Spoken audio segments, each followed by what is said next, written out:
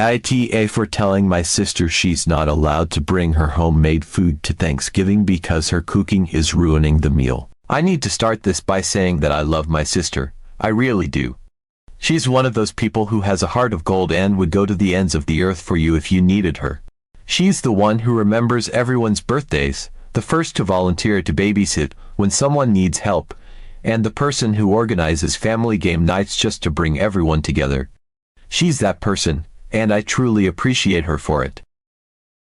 But she cannot cook, and when I say she can't cook, I don't mean she's just bad at it or that she occasionally burns something. No, my sister approaches cooking like she's on one of those experimental chef reality shows, but instead of creating avant-garde masterpieces, she produces disasters every single time. I wish I were exaggerating, but the woman has somehow turned simple, foolproof dishes into what I can only describe as inedible science experiments. This has been going on for years. Thanksgiving, Christmas, potlucks, you name it. My sister has brought something bizarre and borderline offensive to the table. And every single time, we all do our best to smile, say something non-committal like, "Wow, this is so creative," and quietly push her dish to the far end of the table, hoping it will be forgotten. But it never is. She always notices when people don't eat her food, and she gets this wounded look like we've just insulted her entire existence. Then she says something like, "Oh, maybe I overdid the seasoning," or "I guess not everyone is into fusion cooking," and we all awkwardly reassure her that it's fine. It's not fine. Let me give you a couple of examples so you understand what I'm dealing with. Last Thanksgiving, my sister showed up with her special recipe stuffing. Now, I love stuffing. In fact, it's one of the dishes I look forward to the most every year. There's something magical about its warmth and savory goodness, the way it perfectly complements turkey and cranberry sauce, and how it just feels like the essence of Thanksgiving on a plate. Stuffing, in my book, is sacred. It doesn't need innovation, it's already perfect. But my sister, she decided stuffing needed a modern twist, as she called it. I'll never forget the moment she proudly walked in, holding her dish like it was a trophy, and announced that her stuffing was not your grandma's stuffing. If only it had been. Her special recipe included cinnamon, cardamom, nutmeg, and God help us all raisins. Raisins in stuffing. It was as if someone had dared her to turn a beloved savory side dish into a confused, spice rack abusing dessert. The first warning sign came when she uncovered the dish, and a faint, oddly sweet aroma wafted through the air. Stuffing should smell rich and hearty, with the comforting fragrance of herbs like sage and thyme. Instead, hers smelled like someone had dumped a loaf of gingerbread into a bucket of stale bread cubes. The texture was another disaster entirely. Stuffing is supposed to be moist but not soggy, with just the right balance of softness and crispiness from the toasted top layer. My sister's version, dry, like Sahara Desert dry. I'm not sure what went wrong. Maybe she didn't use enough broth, or maybe the raisins somehow absorbed all the moisture and refused to give it back. Either way, taking a bite felt like chewing on a piece of cinnamon-flavored cardboard. It was so bad that I had to take a sip of water just to keep from choking. And the flavor, oh, the flavor. The spices were overwhelming, clashing horribly with the few remnants of traditional stuffing seasoning she'd attempted to include. It tasted more like an overly ambitious gingerbread recipe gone wrong than anything remotely resembling stuffing. And the raisins were just the cherry on top of this culinary nightmare, providing random bursts of sickly sweetness that only made the whole experience worse. Nobody ate it, not even my dad, who prides himself on being the family vacuum cleaner, finishing whatever food gets left behind. He's the kind of person who can find something to appreciate in any dish, no matter how questionable, but even he couldn't do it. I saw him take one small bite, pause for a moment with a strained expression, and then quietly push the plate aside. The dish sat there, untouched, a sad little heap of brown and raisins that seemed to grow more depressing with every passing minute. Meanwhile, my mom's classic stuffing, perfectly seasoned, moist, and comforting, was disappearing faster than you could say seconds. My sister didn't seem to notice the glaring disparity in popularity, but the rest of us were exchanging knowing glances across the table. The year before that was her infamous green bean casserole. Now, green bean casserole is another Thanksgiving classic, simple, reliable, and almost impossible to mess up. At least, That's what I thought. But leave it to my sister to turn a foolproof dish into a culinary horror story. She decided to make it healthier, because apparently green beans weren't healthy enough on their own. Instead of using the traditional cream of mushroom soup as a base, she swapped it out for coconut milk. And instead of crispy fried onions on top, she used almond flour as some kind of alternative crumb topping. The result? A lumpy, chewy concoction that bore no resemblance to green bean casserole as we know it. The texture was the first red flag. It wasn't creamy or smooth, it was thick, gluey, and somehow chewy. I didn't even know a vegetable casserole could be chewy until I encountered this monstrosity. And the flavor? It was like eating green beans dipped in sweetened condensed milk. The coconut milk added an odd sweetness that clashed horribly with the savory nature of the dish, while the almond flour topping just turned into a soggy, gritty mess. Every bite was a confusing combination of too sweet and not quite right. I remember looking around the table and seeing everyone subtly grimacing as they tried to swallow their first and only bites. People were discreetly scraping it into napkins or pretending their plates were already full just to avoid having to take any. Once again, nobody touched it. It became the dish of shame, sitting there on the table as a silent testament to my sister's well-intentioned goal, and nobody eats it. The pattern is as predictable as it is exhausting, and yet she somehow never picks up on the fact that her contributions aren't exactly appreciated. So, I decided to do something bold. I called my sister and gently suggested that this year, she bring something other than food. I thought I was being kind about it. I told her how much I appreciate her effort every year and how I know she puts so much thought into her dishes, but that this year, I wanted to streamline things. I suggested she bring wine, soda, or even flowers, things that are always appreciated and can't possibly go wrong. She did not take it well.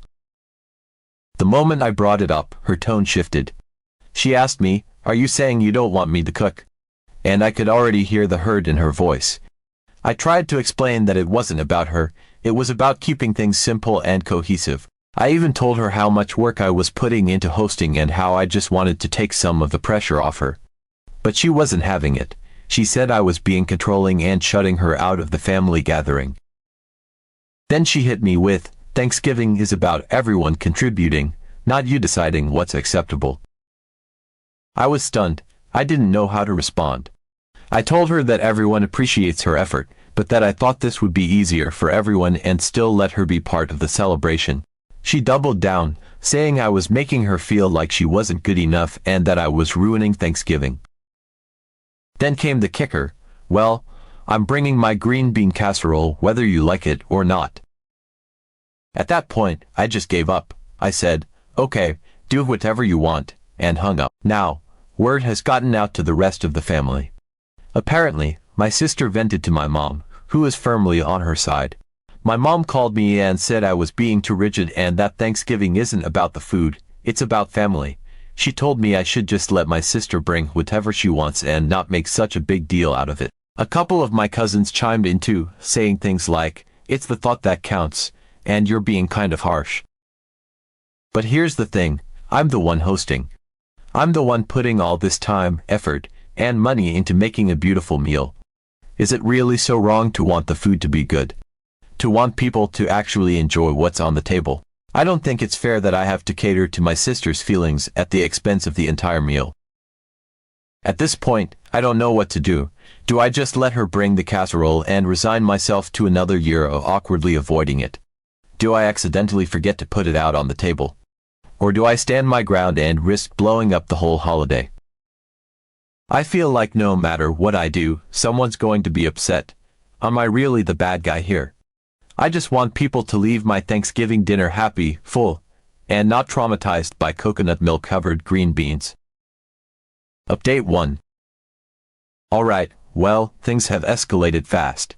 First off, thank you to everyone who commented on my original post. It was both comforting and eye-opening to read all of your advice. I tried to compromise, I really did, but this situation has taken on a life of its own, and Thanksgiving is still weeks away. After the last conversation with my sister, where she declared she'd be bringing her green bean casserole whether I liked it or not, I tried to take a step back and let things settle. I figured she'd cool down and, Worst case scenario, show up with her casserole as usual, and we'd all just deal with it. But things didn't settle. In fact, they've gotten worse, and now I feel like I'm starring in a reality show called Thanksgiving, the host's nightmare. It started a few days after that initial call. My sister was being unusually quiet in our family group chat, which normally lights up this time of year with everyone sharing plans and coordinating who's bringing what. I chalked it up to her being upset with me and thought, fine, maybe some space will do us both good. But then I started hearing things through the grapevine. First, my mom called me. She wasn't outright scolding me, but she was definitely team sister. She started saying things like, "You're overthinking all of this, and it's just one dish, let it go." I stayed calm and explained again that I didn't want to offend my sister. But I also didn't want her to feel pressured to experiment in the kitchen when it hasn't worked out in the past. That's when my mom dropped a bombshell. "Oh, she's been working hard on something special. You're going to love it. She's calling it her Thanksgiving surprise." Thanksgiving surprise, alarm bells went off in my head. This was the same woman who once put diced mango in mashed potatoes because she thought savory and sweet was trending. I pressed for more details, but my mom clammed up, saying she didn't want to ruin the surprise. She told me I was being too rigid and that I needed to let people contribute in their own way. I was about to drop it when she accidentally let something slip. My sister's recent grocery haul included canned oysters and edible glitter. I think my soul left my body for a moment. That night, I called my husband and vented for a solid 20 minutes about canned oysters and glitter. He tried to be supportive, but even he was clearly at a loss for how to respond. His suggestion, just make extra mashed potatoes, not exactly a solution, but I appreciated the effort. Then things got worse. A few days later, my cousin sent me a screenshot from the family group chat, the real family group chat. You know, the one I wasn't invited to, because why would the person hosting Thanksgiving need to be part of the conversation about Thanksgiving, right? Anyway, the screenshot revealed exactly what I'd feared. My sister had gone full steam ahead with her plans for the Thanksgiving trio experience. In fact, she'd been using the chat to rally support, hyping up her creations as though she was a contestant on Top Chef. She kept saying this trio was her way of elevating Thanksgiving and introducing the family to new culinary horizons. I don't even know where she gets this language from. She sounds like she's auditioning for a Food Network special instead of contributing to a family potluck. Apparently, she's been putting a lot of effort into making the trio the main event. According to her, it's not just about the dishes. It's about the experience. She's designing little menu cards to describe each dish and creating custom place settings that will reflect the artistry of the meal. I can't even type that without cringing. Menu cards. For Thanksgiving, this isn't a Michelin-starred restaurant. It's my dining room. At this point, I don't know whether to laugh, cry, or start preemptively drinking, probably all three. From what I've gathered, and I wish I didn't know as much as I do, her Thanksgiving trio experience includes the following. Oyster surprise. This dish immediately set off alarm bells. The main ingredient, canned oysters. Let me just say, I have nothing against oysters in the right context, but canned oysters. For Thanksgiving, she apparently plans to combine them with crushed saltine crackers, which already sounds like a questionable pairing, and then top it off with some kind of secret glaze.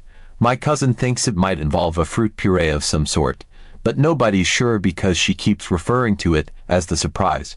Let me tell you, there's nothing more terrifying than a dish that openly calls itself a surprise. I'm already imagining something slimy, salty, and weirdly sweet, like a dessert and an appetizer got into a fight and this was the messy result. My cousin even joked that it might be served cold, which if true means it's going to sit there looking like the saddest plate of mystery seafood anyone's ever seen. Glittered sweet potatoes. I don't even know where to begin with this one. She's taken a classic Thanksgiving staple sweet potato casserole and turned it into some kind of bizarre craft project. The base is the usual sweet potatoes with marshmallows on top, but she's added edible glitter to make it whimsical and Instagram-worthy. I can't even imagine what this will look like, but I'm picturing something that belongs at a kid's unicorn-themed birthday party, not a Thanksgiving table. The glitter alone is giving me anxiety. Who wants to eat glitter? I know it's technically edible, but that doesn't make it food. I keep thinking about how it's going to stick to everything: utensils, plates, maybe even people's teeth. And can you imagine trying to explain why there's glitter in the gravy because it somehow migrated across the table? It's going to be chaos. Fusion pumpkin tartlets. The final piece of her trio is what she's calling fusion pumpkin tartlets. At first, I thought this sounded semi-normal. I mean, pumpkin tartlets, that's not too out there. But then I read the description. She's making them with a savory twist, which apparently involves goat cheese and chili flakes. Goat cheese and pumpkin, together, and then adding chili flakes on top. I don't even know what she's trying to accomplish here. Is it supposed to be sweet, savory, spicy? All of the above. The worst part is that they're mini tartlets, which means they're going to look deceptively cute, and some poor, unsuspecting relative is going to pop one into their mouth thinking it's a normal dessert, only to be hit with an explosion of conflicting flavors. Let me remind you, she is planning to serve these dishes at my Thanksgiving dinner. A dinner I've been planning meticulously for weeks, with a cohesive menu featuring traditional favorites like turkey, mashed potatoes, and cranberry sauce. I'm trying to create a warm, inviting experience for my family, and now I'm competing with glittered sweet potatoes. As if that wasn't enough, she's decided these dishes need their own table. That's right, she's bringing her own setup, complete with a tablecloth, decorations, and the aforementioned menu cards. She's essentially staging a pop-up restaurant in my dining room, and I'm supposed to just smile and roll with it. At this point, the family is split. Half of them think I'm overreacting and should just let her do her thing. My mom has been calling me regularly to tell me I'm being too controlling and that I need to loosen up. She even said, "Who cares if it's a little different? Thanksgiving is about family, not the food." The other half of the family is quietly texting me on the side, asking things like, is she really bringing glittered sweet potatoes, and should I eat before I come? I'm stuck in the middle of a family food war. If I try to shut this down, I'm the bad guy who's ruining Thanksgiving and making my sister feel unwelcome. But if I let it happen, my carefully planned dinner turns into a chaotic mashup of traditional dishes and experimental atrocities. And let's be real, nobody's coming back for seconds of canned oysters and glitter. The worst part is, Thanksgiving is still weeks away, and I feel like I'm already losing control of the narrative.